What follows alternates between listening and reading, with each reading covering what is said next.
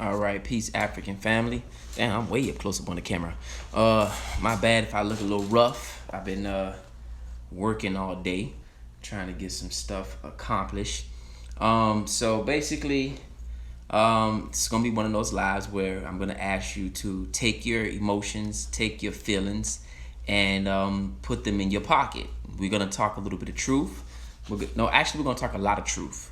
And we're gonna break down a lot of misconceptions revolving around what it means to be ADOS. You know, the different ethnicities. You know, within the culture here in America, because a lot of us somehow believe that we are ethnically and genetically different, from one another, and that can be the furthest thing from the truth. We are connected, solely connected, and this is definitely catered towards that ADOS crowd.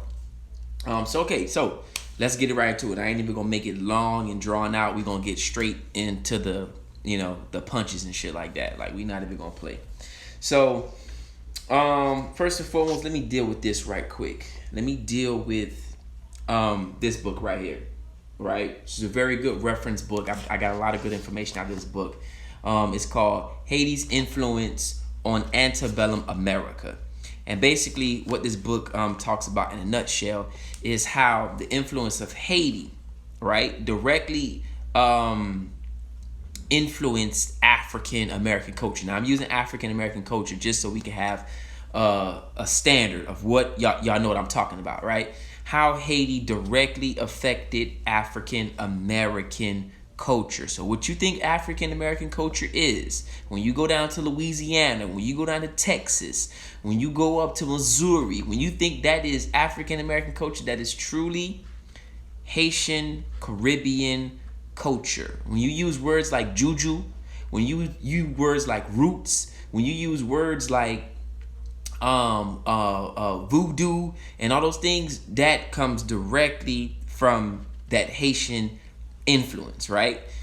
Now, a lot of people might say, "Oh, Brother Hassan, you reaching. Oh, Brother Hassan, you making up stuff. You always trying to connect us. You always trying to rain on ADOS Parade, Foundation of Black Americans. You don't want us to be great. Why you always trying to connect our lineage? We not the same. We different. All that stuff, right?" I got you. Hold on, Pony. I'm gonna will it in. I'm going to bring it in so it all makes sense.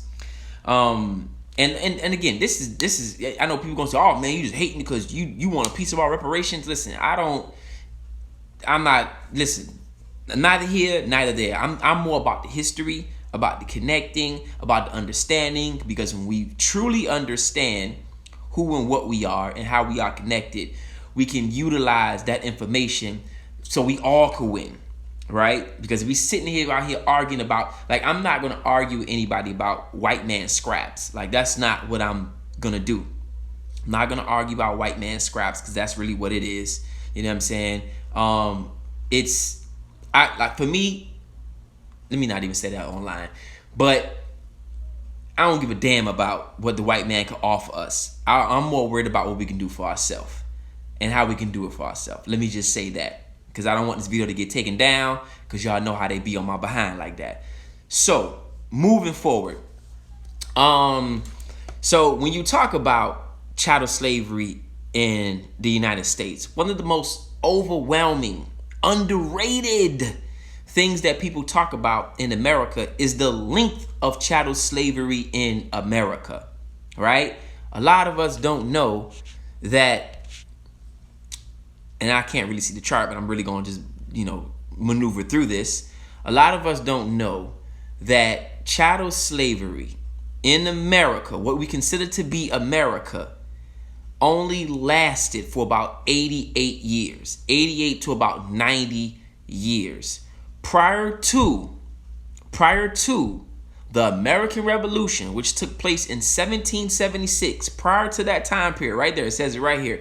I really can't see, but it says child slavery in the United States was the legal institution of human chattel enslavement. I can't see because there's names in the way of, I think that's primarily of African Americans that existed in the United States of America. Can't see in founding in 1776 into the passage of the 13th Amendment in 1865. So I'm not a mathematician, but I'm pretty sure that's about 80 something years that chattel slavery lasted. Now, you're going to say, that doesn't make any sense, Brother Hassan. How the hell does that make any sense if we know that we've been brought here from 1492, 14, 16, 19, whatever the date that you might have, 1533, whatever, right?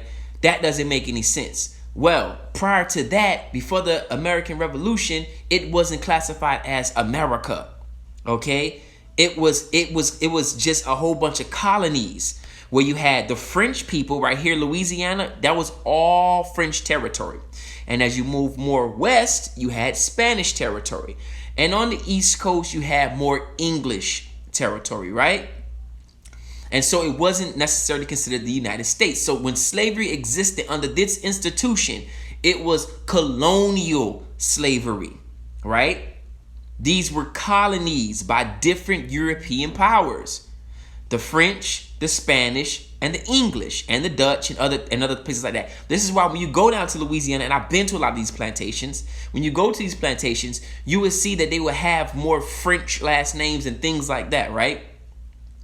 It's not until after the American Revolution do you have that American slavery from 1776 to 1865. So that's about 80 something years. So if you're asking for reparations from the United States government, you're only asking for 80 something years of reparations. If you're talking about chattel slavery. Now, of course, there's other atrocities that took place with Africans in America. We all know those things. But if you're asking for reparations on the basis of chattel slavery, you're only asking for 88 years.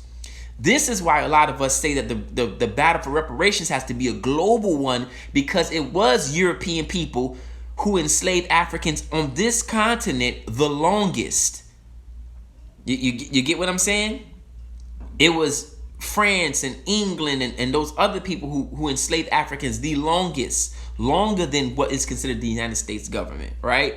Now, I know a lot of people are going to say, again, you're reaching, doesn't make sense. Why you worrying about what we, got going on with reparations? Because we just can't be spouting shit. Like, we have to be literally correct about what we're saying, especially when people talking about filing lawsuits against the government. Like, we got to know what the hell we talking about. Or you have to know what the hell you're talking about because, your lineage, right? So anyway, prior to that, most of the wealth that we like to claim that was built on the back of America, all that wealth from slavery, chattel slavery, came from the Caribbean, right? What made America what America is today came from the wealth of the Caribbean and enslavement in the United States, right? Think about that for a second. So when Louisiana, when the Haitian Revolution popped off, and I'll use this as a reference too. When the Haitian Revolution popped off, there's a good book by, and I know a lot of people might not like him, but Henry Louis Gates, right? He talks about how the population in the South, grew tremendously after the Haitian Revolution. They say that it went from in 1755, the only English colony to take track, Maryland, in Virginia area, there was a count of about 1,800 and 700 slaves, right? Dealing in that South area. By 1810, there were over 1810, now mind you, this is after 1804. This is after you have all these Europeans and the French people, they running out of Haiti now. They getting out of there and they taking their slaves with them. And you also have Haitians leaving Haiti, whatever the case may be. Just everybody's fleeing. Because we also have to remember that Haiti imported more slaves than any place in the Western Hemisphere besides Brazil. Brazil and Haiti was neck and neck when it came to importing Africans to the Western Hemisphere. Brazil was number one, Haiti was number two. The life expectancy in Haiti was about 5 years. And so the French continuously had to keep on bringing new Africans to Haiti. So there were more slaves that went to Haiti than came to America, to the United States. Okay? Take that into consideration. So now after 1810, there was over 100,000, right? 100,000 Africans in the South. How did that number jump? Representing the fastest growing element in the Southern population, which was a dramatic 89.3% spike between 1790 and the 1800s. That's a huge jump. Now, where did that jump come from? Why did it spike so much? Why did it spike? Because a lot of times we think, oh man, listen, slavery in America was very rural, especially in the South. Especially in the South, it was very, very rural. So why did it spike so much? Why did it go up to like 100,000? The Haitian Revolution, the ending of the Louisiana Purchase. You had Haitians, Africans, Spaniards, Creoles, all these people running from Saint-Domingue coming to the United States, and a lot of them came with their slaves. So when you look at this whole territory, that's Louisiana Purchase, which we call Missouri, Idaho, Kansas, all these people up in here, all of them come from Saint-Domingue. All of them come from Haiti. I'm giving you facts, right? When you go to this book right here, and I know I got books all over my lap, so forgive me. Okay, so it goes right here. He says, the influence of the Caribbean, particularly of Haiti, on the United States remains a neglected area of historical scholarship despite this new awareness of black roles in America. Wait, that wasn't what I was supposed to read. No, that was what I was supposed to read, but not in that order. Hold on. Okay, wait, hold on. Where was it? God dog it. I should have highlighted it. Basically, okay, what the author talks about in this book is how Southern culture comes directly out of the Caribbean. Basically, he said the South was the Caribbean. The South was the Caribbean. When you do your research and you see, and I posted something today about how they had a riot in Philadelphia in the 1800s because some Philadelphians were celebrating Jamaican independence. Jamaicans came here as indentured servants. If you think you ADOS, you come from the Caribbean. If you think that's your lineage, trust me, you come, especially if your people come from the South, you come from the Caribbean. If your people came here in slavery from the 1400s to the 1776, they were here under colony, which means that they came to the Caribbean. One of the places before they would even bring slaves to America, they would drop them off in the Caribbean to break them first before they would bring them to America. That's a fact. That is a fact. Before they would bring them to America, the United States, they would break them first in the Caribbean. This is where we get the term buck breaking from. What book is this? Haiti's influence on antebellum America. Haiti's influence on antebellum America. I'm trying to find the part that I really want to read. It was basically hold on. Damn, what was it? I got too many damn books on my lap. Hold on. Okay, so one of the books that I'm using is Haiti's Influence on Antebellum America, which is basically slavery, antebellum. And the other reference that I'm using is a chapter out of Henry Louis Gates' book, 100 Amazing Facts About the Negro. And this is chapter 40 that I'm using. Chapter 40, where he's talking about the explosion in the South. The explosion in the South, where you had a dramatic jump in numbers, you get what I'm saying, after the Haitian Revolution, right? Okay, hold on. What else we got here? So in dealing with that, we have to understand, if you're talking about chattel slavery in America, under the American government and under the American institution, you got to understand that it's only about 80-something, 90-something years. This is not saying you don't have a claim to reparations. This is not saying your claim is not valid. This is not saying, oh, your people didn't suffer. I'm not saying any of that. I'm saying we have to start speaking facts and speaking historical. You cannot make a claim based off of, oh, the United States government enslaved us from 1463 and 1619. They weren't even considered the United States government at the time. These were colonies. So that means the wealth that made America what it is came directly out of the Caribbean and out of these colonies connected to the Caribbean. Our history doesn't happen in a vacuum. I know a lot of people like to think that, oh, we the greatest people and, this is that and that. History does not happen in a vacuum. Africans just didn't come here to America, become enslaved, and then everything just became great in almighty America. Everything happens for a reason.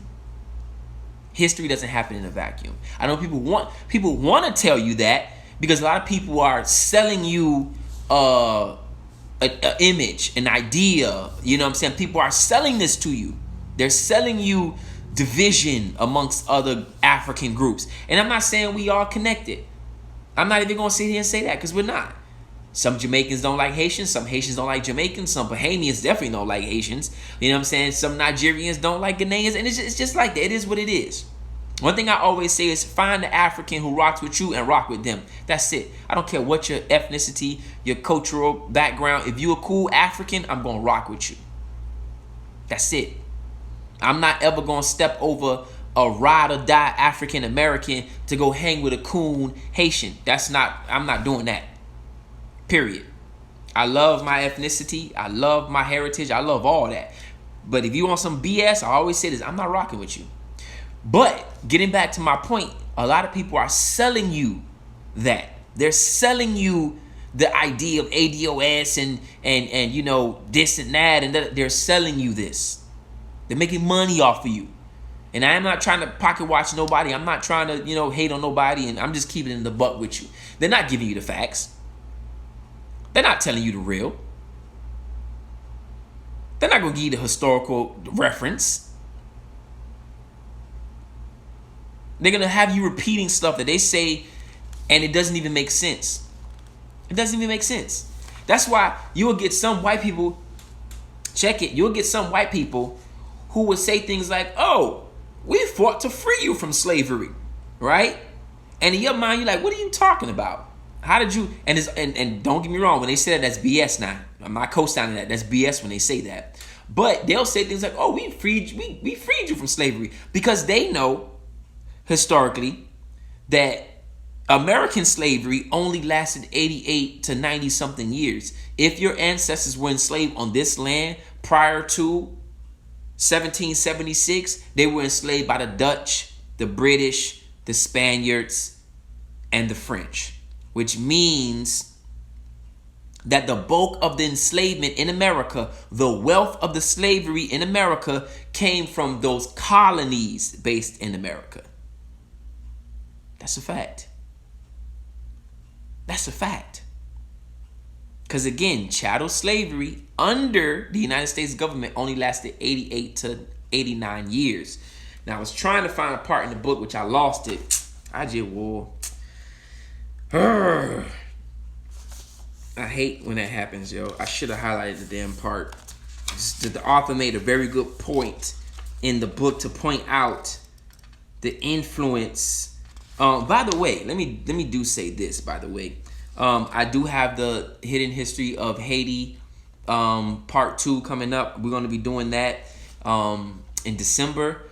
But before that, Baino Bello is going on. So Baino Bello, love her. I'm going to be there at her event. If you could, show up. But I'm going to do part 2 to finish up the lecture. And I'm going to be dropping a lot of fire information. Like, I'm going to be dropping a lot of fire information for the second part of the Hidden History of Haiti. I'm also going to be shooting that and turning that into a documentary. So I'm going to be paying someone to do that. And then after that, I'll put it out there for people who may want to purchase it or whatever, the case may be. The date is still, for my event, is still not cemented yet. It's supposed to be December 5th or December 14th. It's supposed to be the first or the second Saturday of December. I'm just the I don't want to say lecturer, but I'm just the griot, so I don't book the dates or whatever the case may be. But when the flyer does drop and when the event does go up, I'll put it on my link and purchase the ticket. It's definitely going to be popping. It's going to be in Fort Lauderdale, So, it's going to be in Fort Lauderdale. So it's an opportunity if you want to come down to Miami. Slide, as we say down here. Slide, boy. Dang, I can't find this part. Okay, I don't want to sit here and just read the whole damn book to y'all. Because that's going to be corny. Okay, given the history, it is surprising that throughout the antebellum period, many Americans on both sides of the Mason-Dixon line and the slavery controversy portrayed the South. Okay, so here's another part. Okay, given the history, it is not surprising that throughout the antebellum period, many Americans on both sides of the Mason-Dixon line and the slavery controversy portrayed the South as somehow Caribbean, right? So basically what they're saying is like the South was Caribbean. Like, because understand this again, I just want to reiterate this again. Haiti was French, Cuba, and all those parts were being held by these colonies up in here. And so what would they do? They would transfer their slaves back and forth, back and forth, back and forth to the Caribbean, to America, to the Caribbean, to America, to the Caribbean, to America. So basically, there was like the Caribbean, the South is damn near Caribbean. Like it's just the Caribbean. So if your people come from the South, and your people came here in slavery between the 1400s and the 1700s, specifically after 1776, your people came from the Caribbean. There is no such thing as an ADOS founded. Like, your people didn't come straight from Africa here. It didn't happen that way. It did not happen that way. And even after slavery, people were still transferring back and forth from the Caribbean. Who do you think founded Chicago? A Haitian person. Like, this is documented fact. When you go to Chicago, a Haitian man. Haitians were all up and down in America. Go watch my first documentary. I break that down. Haitians were all up and through the Americas. Just finding shit. Hey, ça y est là. Oh, mon cher, I'm cherche un côté. Chicago, my way, which means, hey, what's that over there? Oh, shit, I done found a place. I'm going to call it Chicago. You know what I'm saying? Like, black people were just back and forth. Okay, make y'all the name of the book again. Haiti's Influence on Antebellum America. Very, very good book. I think besides this book, the only book that I've read, nah, that's not true. Because Irritated Genie that's one of my favorite books on Haiti. But there's another book that I use a lot of references from called African Americans and the Haitian Revolution and African Americans. That's a real good book. It's a whole bunch of like essays and historical documents, and talks about how talks about how a lot of African Americans, which I'm using that term for identifiable purposes. Damn, I can't pronounce shit today. God damn. Can't pronounce nothing. I'm using that term for just so we can identify with who we talking about.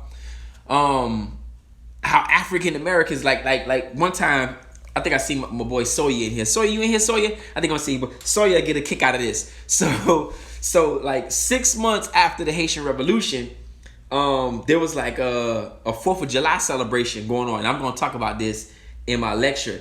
There was a 4th of July celebration going on. And so African Americans were upset about the celebration.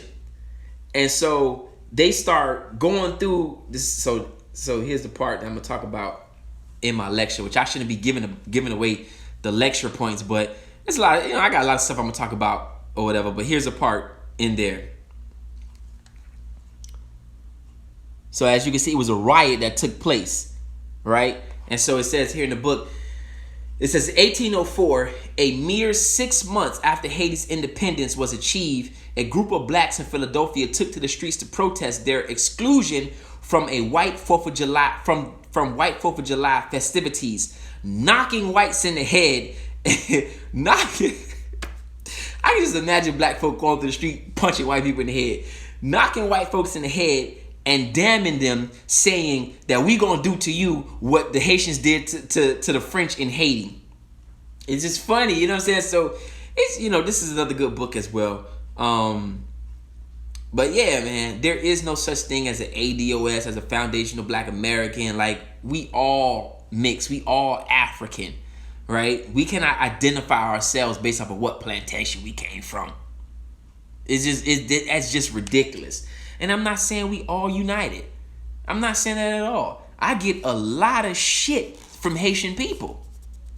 You get what I'm saying? About my stance and my views and blah, blah, blah, blah. Like, I get a lot of slack. Because, again, you know, Haitian, y'all on Bibla. Like, we probably the most religious people on the goddamn planet, dog. Haitians, we born with the Bible. Right when we come out of the stomach, bon Bibla, Jésus, oh, ma prière, Jésus, pour la vie, moi, Jésus. Like, we just the most religious people on the planet, dog. We born with a Bible. Our name already be written in the Bible and all. We just come out humming and shit right out the womb. Ooh, la vie a pas douce, Jésus. So, listen, I know how to deal with my people, but I deal with a lot of shit from my people, you know what I'm saying? Anyway, long story short, that's all I wanted to talk about, basically. That's all I wanted to come up here and talk about, man. Not knocking nobody. If people want to go for the reparations, go for it in the right way. Understand that it's a global reparations that need to take place. Because if you sue in the United States of America, you're only suing for 88 years of repression. When you're talking about chattel slavery, 88 years. You know what I'm saying? And a lot of people who are the mouthpiece for a lot of this stuff, they're not telling y'all this information because it's really not about. It's not about that.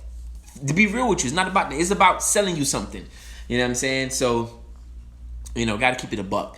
Okay, so why don't we get reparations from those entities whom enslaved us first? Like, that's the point I'm making, right? Now, let's say, for example, you probably could sue the United States for the time period that they didn't have you enslaved if you use, let's say, if there is a law. I'm not sure there is a law because I'm not a lawyer, but if there's a law that say like transfer of property, right? Transfer of property, meaning like they took on the responsibilities when they won their independence. They took you from the French, the British, and the Spanish, and then they begin enslaving you. And so it's kind of like now they took on the responsibility. I don't know if that is a thing that they can do. I'm not sure, but that's another thing that someone could look at too, like transfer. Because I think in this law system there is something called possession is like 9/10 of the law. And so since now at some point they now possessed the Africans that were British subjects and French subject and Spanish subjects, now you take on that responsibility and you have to pay that burden. But a lot of these things are not talked about. People just saying we gonna do reparations, we gonna do this. It has to be more thorough than that, man. Like, it's just not busting into a courtroom, blah, pay us, goddammit. Like, it's real. You know what I'm saying? And we know these crackers ain't really trying to, and listen, let me be very clear. I'm 100% on the side of ADOS folk, throwing a monkey wrench in the democratic system. I'm all for that shit. You know what I'm saying? Like, I'm just keeping it a buck. I'm all for that. Now, I do know there are some folk who claim ADOS, Foundation of Black Americans, and they just they lost in the sauce. Like, some of the shit that they say, not all, but some of the shit that they say be sounding like pure fucking white supremacists. Pure 100 white supremacists. Like, I was talking to this one dude and I was like, he was like, man, you come over here, you need to take your ass back to Haiti, yo. You need to go ahead and motherfucking fix Haiti. Y'all eating fucking mud pies and y'all. I said, God damn, boy, you got some shit on your chest, boy. You got some shit for Haitians, boy. I said, well, no disrespect, but mayonnaise sandwich ain't too far from a mud pie cookie. Like, the nutrients ain't in the mayonnaise sandwich or ain't in the cookie. You know what I'm saying? Like, we as Africans, we can't afford to be talking shit about each other because our fucked up situations ain't too far. Like, sugar water and mayonnaise sandwich ain't too different from eating mud pies. Like, there ain't no nutrients in both of them shits.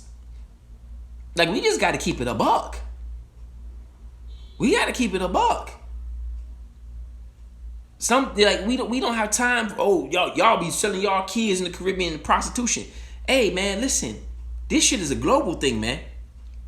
But the time we taking to beat each other down about what the fuck is going on, you find the kids in Atlanta being trafficked, sex trafficked. White supremacy works like that. White supremacy just has to oppress Africans in America in a liberal way. Adopting the kids, molesting the kids, sexing them up. You know what I'm saying? But when they go to the Caribbean, they could just be outward with it. They could be touching the kids on the beach, doing whatever they want to do, bringing them back to their hotel. But when they here in America, they have to be discreet. So for this dude to sit and tell me, oh man, y'all be selling y'all kids and y'all be this and that and y'all, I'm like, bro, the same shit happened in America, just in a liberal white way. That's how white supremacy works. It's the same thing. The same way they got folks in Haiti, they done fucked up the economy, got people eating mud pies and shit like that. They got folks in the projects eating mayonnaise sandwiches and oodles and noodles, which is fucking up our kidneys and all type of bullshit. You know what I'm saying? Whole type of fucked up snacks. It's the same shit. Just because they giving you food stamps and welfare, they still giving you bullshit ass food. The food is still bullshit. Like we gotta understand this shit, man. White supremacy it works in different ways, man. Stop trying to put down another African to make yourself feel good. But what? We all getting smacked around, trust me. In different ways. In different ways. And you know what's so crazy about this shit? This is what's so crazy about this shit. This is what really blows my mind. This is why I really say Africans in America really gotta pay attention to what the fuck is going on. Yeah, Haitians in Haiti eating mud pies. In Africa, they eating whatever they eating, right? But with all that starvation and whatever the fuck going on, you got people in the Caribbean and in Africa still living longer than Africans in America because they eating habits. Look at that shit. Black men in America can't even make it past 60. Colon cancer, we all type of dying. Which tells you that even if these crackers feeding you these food stamp shits, they poisoning your ass. God damn it, give me a goddamn mud cookie with the little bit of nutrients they got in that motherfucker. If you telling me I'm gonna have hypertension, my eyes gonna be going by the time I'm 60, I'm gonna have arthritis in my joints, I'm gonna be all type of fucked up, I'd rather go live in the mountains somewhere, eat me a little mud pie, eat me some trees and leaves or whatever the fuck I gotta eat, and live healthy. And these crackers feeding you, they giving you, oh, I'm gonna give you $600 food stamps, bam, go ahead. And go spend it in Walmart, go eat up all this GMO, it's gonna give you cancer, it's gonna kill you. Like, this is the system of white supremacy, people. But you so high on your horse, you ride your horse, you don't even see it. You can't even see it. That's why I don't get into that cultural blah, blah, blah, blah. I love my culture. I love being Haitian. I love it. But I'm on the side of African. On the side of right. I see everything from I sit back and say, let me look at Haiti. Okay, I see what's going on in Haiti. Okay, let me focus on this. Okay, let me look at African American culture. Okay, I see. Okay. Now let me look at Spanish Africans. Okay, yeah, I see. Like I'm an African. I want to see all that and how it moves. This shit is crazy, man. But yeah, this shit is crazy, man. You know. Anyway, so the other books are over there, man. I don't feel like getting up to go get them shits because I got so much stuff on my lap. I use the reference and you can look this stuff up too. You can look up how the population spiked in the South after the Haitian Revolution or during the Haitian Revolution. You know, you could go to the Library of Congress, right? Now, see, I wish I would have knew this when I went to the Library of Congress last time, which I might go back again by the end of the year. but it's getting cold, so I'm not sure how. But you got to go to every African has to go to the Library of Congress and read. I'm talking about just read, start digging in stuff from, or go to your local library because they have archives, right? These archives tell a lot, yo. These archives tell a lot. When you will read stuff like, you will read stuff where they pass laws in certain states. It was called the 1805, and I got to go back and get this because I want to put this in a part of my lecture. The 1805 Act of Saint-Domingue. And basically what this act said is that if anybody was caught importing slaves from Haiti, that you can be lynched, you can be killed, you can be in prison, or you can be fined. It's the 1805 Act. Why did they do that? Why did they do that? Because they said that the Negroes in Saint-Domingue had drapetomania. They had that undesirable feeling to want to be free, and they were going to infect other Africans in the United States. One of the biggest slave rebellions, the German Coast Rebellion, 1811, was organized by a Haitian, Charles Dessalines. Right? When you go to the Whitney Plantation, when you go to the Dursham Plantation, 60 miles apart. You get what I'm saying? Like this is a fact. Go look this up. Go look. You gotta read these archives, man. That's why I know a lot of Aboriginals don't be reading for real. When they be talking that BS, talking about, yeah, we Aboriginal and I trace my what? Now don't get me wrong. There was some mixing in Florida. We all know, and Florida was a black state. Florida was one of the blackest places you can run to. You had the so-called Seminoles, which just means runaway, right? Runaway Africans. And you had the Native Americans, the Asiatic Native Americans. And you had Haitians here also in Florida, right? If anybody's ever in, I did a video on my YouTube, you gotta go to, I did a video about it. With George Biasu was out there in Florida. He was the second highest general in the Spanish army. And I can't think of the town right now that he was running. But anyway, long story short, that was his whole thing when he was down there, helping enslaved Africans make it to Florida, right? And Florida was going to secede from 13 colonies, or that whole little framework, and become an African hub. That's what it was going to become, because the Spaniards was at war. Remember, at this time you had the Napoleonic Wars, right? Where you had Napoleon trying to take over everything. And so Napoleon, France was at war with goddamn everybody.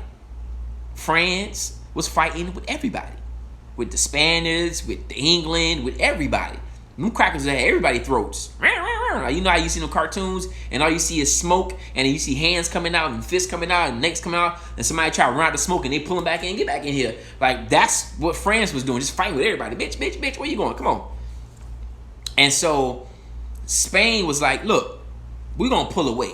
This is what we're going to do. We're going to pull away, and we're going to go ahead. We're going to let the Negroes run this. And George Biasu was one of the founding fathers of the Haitian Revolution. The reason he ended up in what the fuck is that damn town name? St. Augustine? Is it St. Yeah, St. Augustine, Florida. The reason he ended up in St. Augustine, Florida is because him and Toussaint got in a little beef about what side they was going to join. So, you know, they were jumping back and forth from the Spanish to the French to the Spanish to the French. Whoever was basically going to concede and give them their freedom, they was on their side. And so George Biasu was like, look, we should stay here with the Spanish, because they talking about, you know, freeing us. And the French talking about making us citizens of their colony. Like, we ain't trying to be on that. So Toussaint said, oh, mon cher, ça va là. Même c'est chef là. I am the boss. Okay? Don't tell me what to do. Okay? Please. Alshita, go sit down. And so George Biasu was like, oh, Uakon George. And that's where that term actually comes from. It comes from George Biasu, Uakon George, which basically means you're gonna know George. And anyway, so boom, they got in a little scrap. You know what I'm saying? They thumped it out. Oh, ubam coup de pied. Them boys just fighting. And then eventually George like, all right, you got it, you win. And he dipped with the Spanish and became the second highest ranking general in the Spanish crown, who was an African. And so one of the things that he did was he allowed Florida to be an open state for black people to run away to. All right, boom. I think I see a question in here. I'm gonna start. I need some glasses. Is the term black really dead in court? If so, how can we change that? Okay, we are all on different levels of understanding. We are all on, some of us been doing this 15 years, some of us been doing this 15 minutes, and that's okay. There's nothing wrong with that. That is Moorish Tantan, okay? That is Moorish BS. I don't care what the white man law say. I don't care what we call ourselves. We in a race war. Now, you can call yourself Monkey Joe Doo-Doo, okay? These crackers still gonna kill you based off of your genetic potency, your genetic power. That's it. Don't matter what we call ourselves. When the crackers knew we were Moors, they still enslaved us. When they knew we were Akan people, they still enslaved us. When they knew we were whatever the hell we were before we ended up in this situation, they still enslaved us. It's not about what we call ourselves. It's how we defend ourselves. That's what it's all about. People get caught up in the names and, oh, we this and we that and we that. Negro, the white man ain't asking nothing about what you is. He don't even give a damn what you is. He gonna knock that fez off your head like Geronimo in the courthouse, and he gonna slam your ass. Okay? So let's not get caught up in what we calling ourselves. We can fight about that after we get free. We can put some gloves on and we can go ahead and go fight about what we call ourselves later on. I don't give a damn about the white man court system and if we call ourselves black or not, because at the end of the day, it ain't even about that. It ain't even about that. They knew we was Moors. They knew who the hell we was. Like, a lot of that stuff is intellectual masturbation. It's time wasting BS. It's somehow,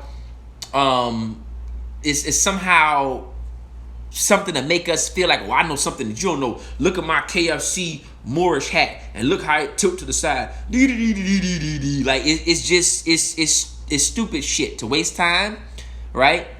Because you ask a lot of these Negroes, okay, if it really works, right? If it really works, right? Why it ain't really working for you like that?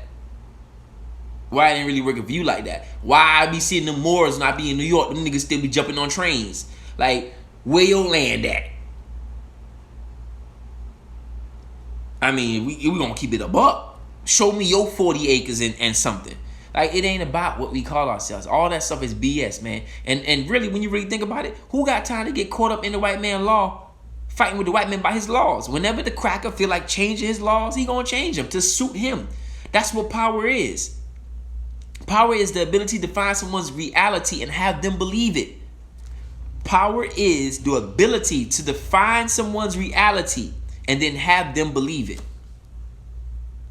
That's what power is.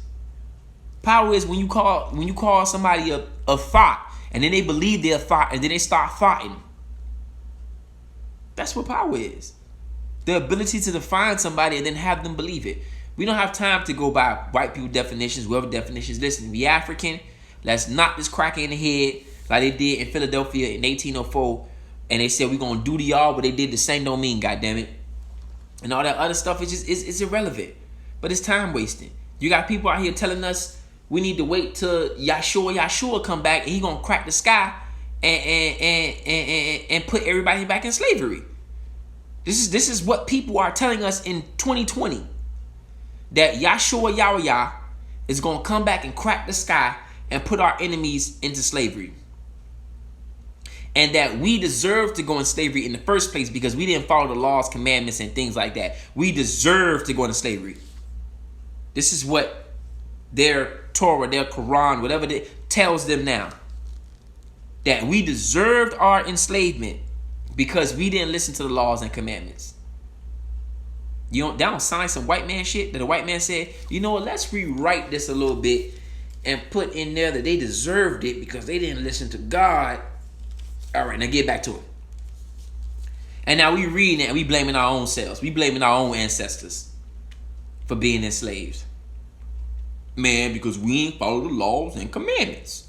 Okay, well, we got a good majority of people following the laws and commandments now. Are things going to change? We so confused in the West. We got people saying that the slave trade never happened. Aboriginal, Native American Negroes. We was already here. We popped up out of the dirt, and then we was just here in America. We ain't come from nowhere else, right? Slave trade ain't happening. They tell you where the slave ships at. Where they at? Show me where the slave ships at. Well, maybe the slave ships became later on cargo ships. Maybe the wood was used for something else. Maybe. Who knows? But they do have slave dungeons all up and down the west coast of Africa that still exist. They do have slave plantations. They have all of that. The ships maybe not, because things change. It's just like cars. It's hard to find a classic car from the 1800s. It's an antique. Maybe the slave ships started off as slave ships, later on became cargo ships, and maybe they used the wood. Or matter of fact, they do have like the Chattel, which in Mississippi it crashed or whatever the case may be. But it's off the coast of Mississippi that's just an abandoned slave ship. But so many slave ships. All right. So you got one group of Negroes saying that the slave trade never happened. Then you have another group of Negroes who need the slave trade to happen in order to fulfill their prophecies, right? Because if you take away the slave narrative from the Hebrew Israelites, then everything in the Bible does not connect to us. The whole ideology is on the idea that we came over here on slave ships. Now, Native Americans, these fake Native Americans, Negroes, their whole thing is, oh, no. We don't need slavery to happen because then we came from Africa. Look at that shit. Look how confused we are. Then you got some Negroes who in the middle, who said that we are Hebrew Israelites. The slave trade did happen, but we also Native Americans too. So let me get this straight. Here in the West, we Hebrew Israelites, we Native Americans, we also the cowboys. So we the cowboys and the Indians. Look at that shit. We the cowboys and the Indians. We Asiatic, we the first Asians that came over here, and we from Egypt. We skipped over the whole west part of Africa, came to Egypt, then got enslaved. So we Egyptian, Hebrew Israelites, / Native Americans, / Asiatic black man.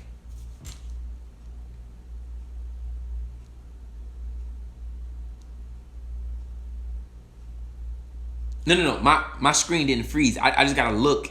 I'm confused. I just gotta look. Like my screen didn't freeze.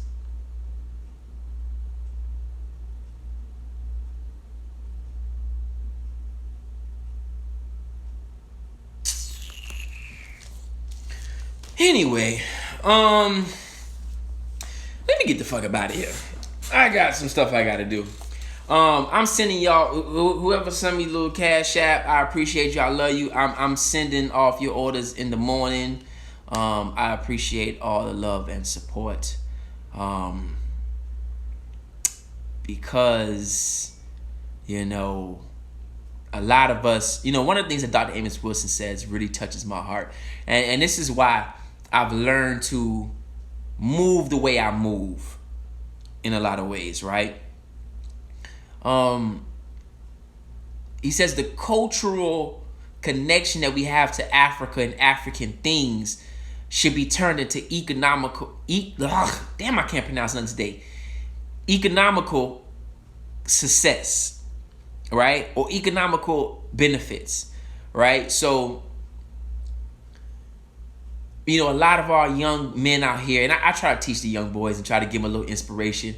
A lot of times they don't be hearing me, but I still do it anyway.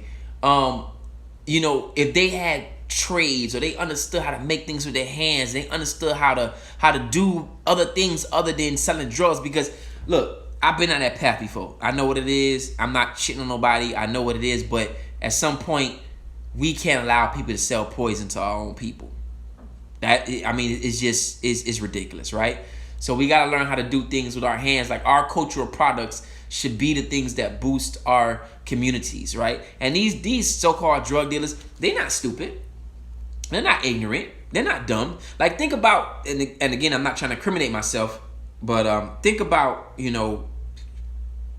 When I was in the streets, let me just say that. And I'm pretty sure the statute of limitations done ran out. So if y'all crackers watching, the statute of limitation has ran out because I've been clean for damn near 20 years. I haven't done anything in almost 20 years. So let's just put that on the record. All right, statute of limitations done ran out. But I know y'all don't follow your own laws anyway, so I don't even know why I even said that. Anyway, when I was in the streets, you know, it takes a lot to sell poison to your people. It's damn near like running a whole motherfucking Fortune 500 company, right? Think about it. You got to buy the product from somebody, right? Right? You buy the product, make sure it's good product at that, because you might get some BS. So you are now creating trade relations, right? I'm putting street stuff in the corporate mindset. You have to now create trade relations. You got to create connections with people, right? Good friendships. Hey man, he got the good stuff. Okay, I'm gonna deal with him. Now you have to also, if you moving like that, which I don't see too much of that anymore. But when I was growing up, it was like that. You also gotta have a payroll. You get what I'm saying? A payroll, essentially, right? Of how you pay your workers. Like I said, now today, everything is online and through text message, so you don't have that level of workers no more. But when I was in the streets 20 years ago, you had workers. You had people that would work for you, that would sell the stuff for you, etc., etc. So now you got to create trade relations, keep good connections, and you got to pay your employees. And you have to take that money that you made, pay your employees, and use it to buy more product. Like, it's a whole fucking business that goes into, you know, selling poison to your people, because that's exactly what the fuck it is. It's poison. But it's a whole goddamn business. Now, I'm not sure how things work. I'm pretty sure people send text messages now. You know, this new age shit. Hey, I need some weed. And they send you a text message. But before, it was whole scales. It was whole, just a whole plethora of shit. So the same people who came out of the street, they could run corporate businesses if we put our mind to it. That's why I encourage a lot of people, man, get out the streets. Get out the streets and you know, because this shit ain't forever. You can't name nobody that did this shit and won. Nobody that done did this shit and won. I forgot my point I was making. But you can't name nobody who done did this shit and won. I mean, I'm just being real. And even if you win, you still lost because you destroyed your people in the fact of doing it. Oh, my point in saying this is that thank you for everybody who support, because this cultural product, me selling these clocks, me selling these Pan-Africans, it keeps me out the streets. Not saying I would go back to the streets, but it allows me the opportunity to culturally provide something for my people and also feed myself and feed my children. And that's what Dr. Amos Wilson put in my head in his book. When you provide something cultural to your people, you don't got to sell drugs to your people, because that's not a part of your culture. That's white man culture. That's the point I was trying to make. You know what I'm saying? So everybody who has supported, who purchased something, whether it be the documentary, whether it be the t-shirts, whether it be the clocks, the Kenoras, you have helped me stay out the streets and feed my family and provide some culture to the community. And that's what it's about.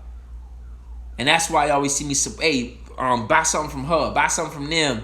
Now, one thing I would say, how much time I got? I'm trying to get the hell up out of here. Now, I would say this. I don't support no black business that don't support black people. You know what I'm saying? I'm not supporting you, so you could go support Gucci and Prada and Louis and Fendi and all that other stuff. When I start seeing black folk doing that, then I'm pulling my dollars back. I can't rock with you. Because if I wanted to give the white man my money, I would give the white man my money directly. I would say, here you go, white man, here go my money. But I don't. I want to give it to black people. I want to give it to Africans. So when I start seeing Negroes do stuff like that, that's not stop. All right, I'm not supporting you no more. Period. Now you can have bad customer service sometime here and there. I get it. I understand how shit go. Listen, you be like that. I get it. But when I start seeing you in the new Benz and Mercedes and Lexus and I know our people, oh man, you just hating. You just hating because now I'm doing good. Why do you classify buying white people shit as doing good? Why do you figure that the more white stuff you buy, the Benz, the Lexus, and all that shit, why you figure that as doing good? And you taking the money from your people to go buy white shit. That I can't rock with. That I can't rock with. I'm gonna be driving around my little bucket. Long as my AC work, my tent's on my little bucket, I'm riding around. I'm riding all through the city of Miami. People like, damn, Hassan, you need a new car. I don't need a new car. Fuck wrong with you mean? My car work good. Yeah. People like, man, I ain't getting your car. Man, you got a bucket. But then the shit, don't get in it then. Stay here. I said this a long time ago. I don't work for that car. That car work for me. If I lose my job, ain't nobody gonna come repo that car. Baby, I ain't been working in 8 months. I ain't been working in 8 months. I don't work for that car. That car work for me. That car work for me. We gotta start understanding. We gotta start understanding needs and wants. Needs and wants. Until you understand that, none of this shit gonna make sense to you. None of it gonna make sense to you. When people say, "Oh, man, you just hating."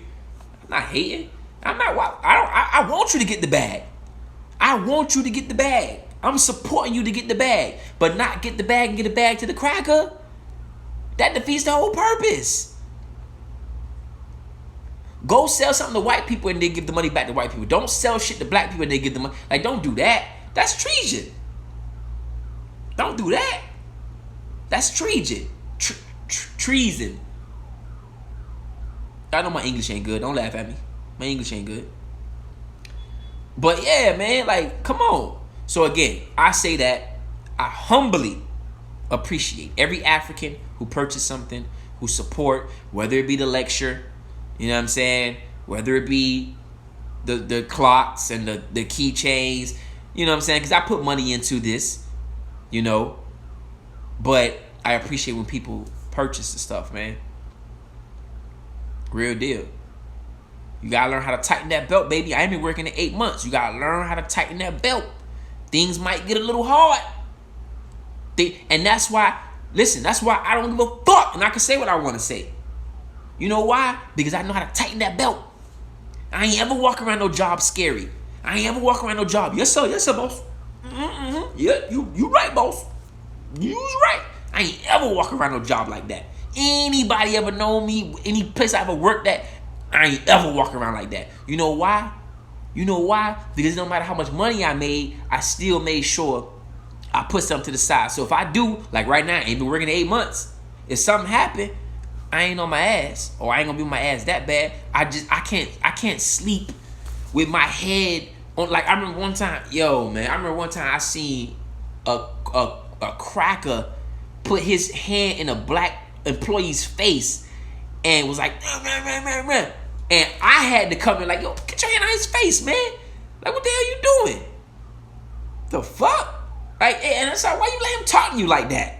Like, man, listen, I ain't on that. But anyway, long story short, I appreciate all the support. If you did place your order, I'm sending them out tomorrow. I'm getting up, going to the post office. I've been a little sick. Thought somebody tried to poison me. You know what I'm saying? That was crazy. But I'm back, getting a little better, a little ginger ale. You know what I'm saying? Still got a little bit of gas though. You know, I don't know. Gotta be careful. But anyway, thank you for the support. I appreciate y'all. I love y'all. The lecture will be coming in December. It's either gonna be December 5th or December 14th. Grab your tickets, come down. We're gonna have an after mixer. We're gonna try to pop it off. Before my lecture is gonna be Baino Bello's lecture. That's my, like, you know, my heart right there. I love me some Baino Bello. So if you can make that one, come down, support. And to next time, family, think black, stay black, love black, support black, and that's real African black power.